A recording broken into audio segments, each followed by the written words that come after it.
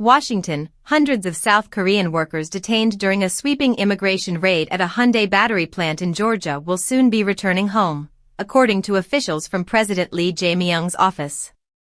Immigration agents detained nearly 500 people at the under-construction HLGA Battery Company facility located about 30 miles northwest of Savannah. More than 300 of those held were South Korean nationals. Federal officials stated that the group included individuals who had crossed the border illegally as well as others who were in the country on tourist visas that do not permit employment. South Korea's presidential chief of staff Kang Hun-sik said in televised remarks that negotiations with Washington had wrapped up and the workers would depart once they completed additional administrative procedures. A chartered plane will fly the group home in the coming days. The White House did not immediately respond to questions, though Department of Homeland Security officials emphasized that the operation marked the largest single-site workplace enforcement action in the agency's history. Video released by U.S. Immigration and Customs Enforcement showed workers in shackles being led onto buses as officers secured the perimeter of the massive facility. At a press briefing the day after the raid, federal authorities stressed that the action had been aimed primarily at employment law violations rather than immigration enforcement itself.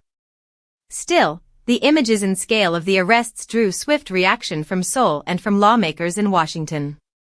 President Lee pledged to ensure that the rights of South Korean citizens were not unduly violated, promising to bring the detained workers home as quickly as possible.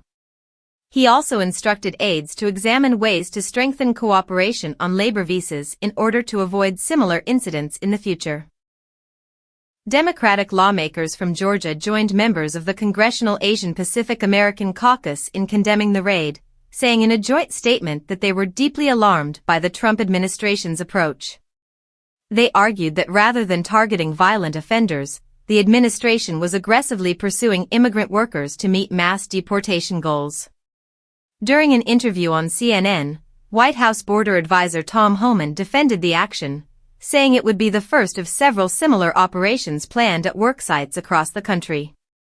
He insisted that such measures were necessary to hold employers accountable and discourage illegal hiring practices.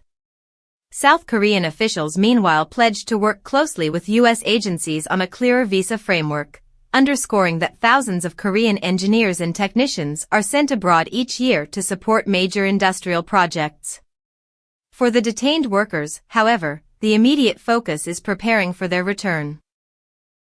After days of uncertainty, they are expected to be back in South Korea soon, closing attends.